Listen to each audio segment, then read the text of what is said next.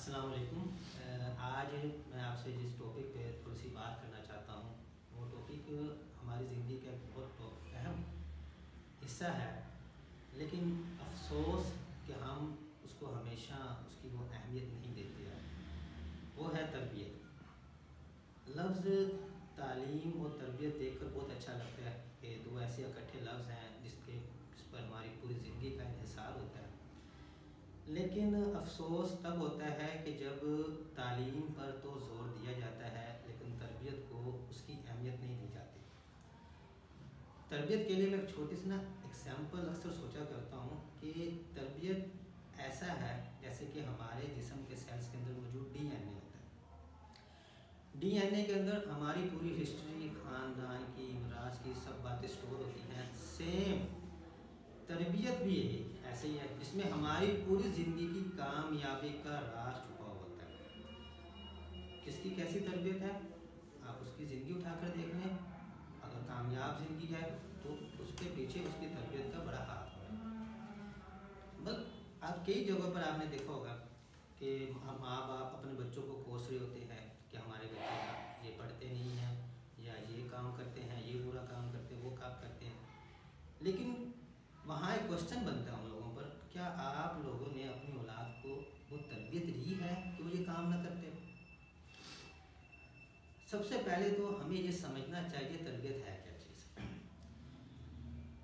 जैसे कि छोटी छोटी हमारे अंदर जो पाई जाने वाली बुराइयाँ, झूठ बोलना, वादाखिलाफ़ी करना, धोखाबाजी करना, मुनाफिकत करना, किसी पर जुल्म करना, किसी का मजाक बनाना, ये सब कुछ कहाँ से आया? इसका सुधारना, इनको दुरुस्त करना ही तो तरबियत है। और हम अपनी नस्ल को कैसी तरबियत दे रहे हैं, इस चीज़ का अगर आपको ऑब्ज़र्व करना है, इस चीज़ को आपने कंक्लूड करना है तो अपनी आज की नस्ल की एक्टिविटीज़ देख लें।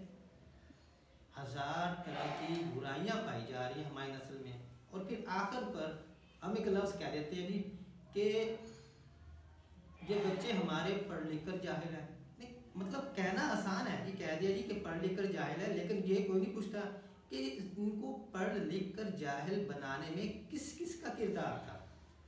क्या आपने अपने बच्चों की ऐसी तरबियत की है कि तालीम के साथ साथ क्या आपने बच्चों को ये फोकस किया है कि बेटा आपने झूठ कभी नहीं बोलना। आप अगर 90% बेटा मार्क्स ला रहे हैं तो आपने झूठ भी नहीं बोलना। बेटा अगर आप 90% मार्क्स ला रहे हैं तो अपने किसी क्लास फेलो का मजाक भी नहीं बनाना। अगर आप 90% मार्क्स ला रहे हैं तो बेटा आपने किसी के साथ जुल्म भी नहीं करना। लेकिन हमें चाहिए कि बस बच्चे के मार्क्स आए, तरबियत क्या है नहीं पता। हमारे अक्सर पेरेंट्स को पैसे और तरबियत का पता ही नहीं होता जी कि तरबियत किस चीज़ का नाम है। और हमें से कुछ ऐसे होते हैं जो ये समझ रहे होते हैं कि तरबियत भी उन तालीमी इदारों का ही फ़र्ज़ है, यह हमारा किरदार नहीं है। लेकिन वो ये नहीं समझते कि आपका जो बच्चा है वो उन तालीमी इदारों में 5 से 6 घंटे रहता है, बाकी तमाम अरसा वो घर में रहता है। तो वो जो 5 से 6 घंटे में वो जैसा ही माहौल फराहम कर लें, उन्होंने असर आपके घर के माहौल का ही लेना है। उसकी तरबियत वही होनी है जो आपके घर का माहौल है। तो इसलिए बजाय कि हम तालीमी इदारों को ब्लेम करें या किसी और पर ब्लेम करें, हमारा अपना एक बहुत चीज़ जो लैक कर रही है वो यही है कि हमारे हम बच्चों को तरबियत नहीं दे रहे। हम उनको वैसे तरबियत देने का हमारा फ़र्ज़ है, हम उनको नहीं दे रहे। इसी तरह अक्सर पेरेंट्स को फिर अपने बच्चों से या इर्द गिर्द के माहौल से, मतलब अगर हम कौम के लिहाज से सोचें तो हम सोशल मीडिया पे देख लें, कहीं भी देख लें कि हमारे बड़े बड़े अल्फाज अच्छी अच्छी बातें शेयर कर रहे होते हैं, लेकिन जब अपनी ज़िंदगी में आते हैं तब उस पर अमल नहीं होता। तब यही कह देते हैं कि ये देखें जी कि ये इस मुल्क में ये हालत है कि ये जो मस्जिद से जूतियाँ चोरी कर रहे हैं, ये देखें जी इस मुल्क की ये हालत है कि ये बेहयाई हो रही है, ये देखें जी यहाँ पर बच्चों के साथ ज़्यादतियाँ हो रही हैं, ये हो रहा है, वो हो रहा है। आप इन सब चीज़ों का ब्लेम तो कर रहे हैं कि ऐसा हो रहा है, वैसा हो रहा है, लेकिन मेरा क्वेश्चन आप सब लोगों से ये बन रहा है कि आपने अपनी नस्ल को क्या तरबियत दी थी कि वो ऐसा ना करें? तरबियत देना सिर्फ ये नहीं है आपने एक बार कह दिया किताबों में पढ़ा दिया। तरबियत देना ये होता है कि आपने उन पर उस चीज़ पर अमल करवाया, आपने प्रैक्टिस करवाई कि बेटा आपने झूठ नहीं बोलना, जो मर्जी हो जाए आपने झूठ नहीं बोलना। क्या प्रैक्टिस करवाई? आपने बच्चों को इस्लामियात की किताबें पढ़ा दी, आपने बच्चों को इस्लाम के बारे में इल्म दे दिया, लेकिन क्या उस इल्म पर प्रैक्टिस करवाने की कभी कोशिश की? नहीं की। तो फिर हम सोचते जी, अब खुद सोचें कि अगर आपको एक बार बात कही जाए कि आप मान लेंगे, नहीं मानेंगे जब तक हम उस पर फोर्स ना करें।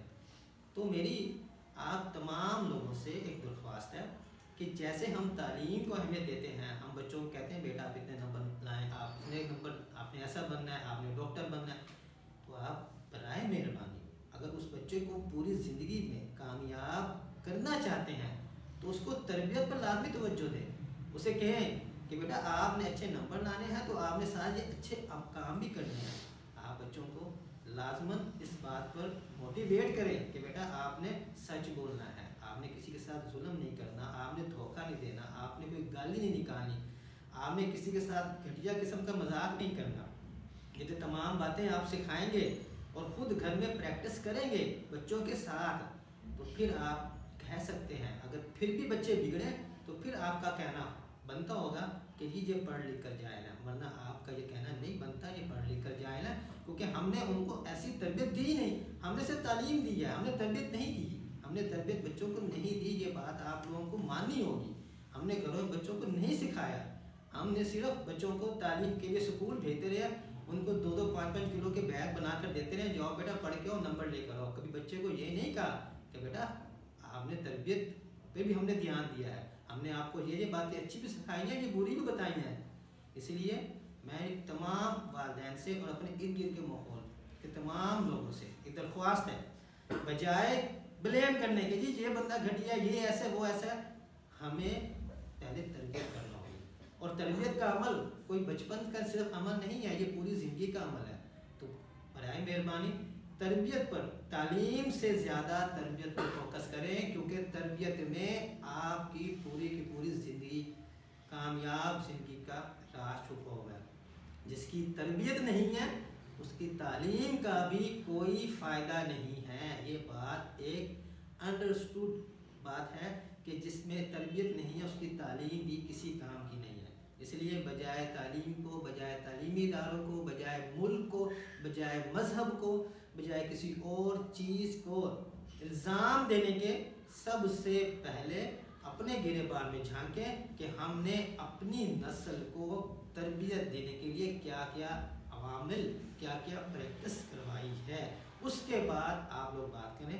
तो इसलिए मेरी दरख्वास्त है कि आज से हम एक बात सोच लें कि हमें अपनी और बच्चों की नस्ल, हमारी जो नस्ल है और साथ जो भी दोस्त हैं, जो भी अहबाब हैं, उनकी तरबियत के लिए लाजमी हर वक्त कोशिश करनी चाहिए। हमें बताना चाहिए, मज़हब के हवाले से बता सकते हैं, इंसानियत के हवाले से बता सकते हैं, मतलब जर्नल तौर पे बता सकते हैं कि ये काम, मतलब जो आपको लगता हो कि मेरे साथ नहीं होना चाहिए, मतलब मैं चाहता हूँ कि मेरे साथ कोई मुझे वादा खिलाफी ना करे, मुझे कोई बुरा ना कहे, मेरे साथ कोई जुल्म ना करे, तो मैं भी अगर मेरे साथ नहीं होना चाहिए तो मैं लोगों को सिखाऊंगा भाई आप किसी और के साथ भी ना करो। इसलिए बराए मेहरबानी बच्चों की इर्द गिर्द की तरबियत पर लाजमी ध्यान दें। बगैर तरबियत के इस ज़िंदगी में कोई कामयाबी नहीं।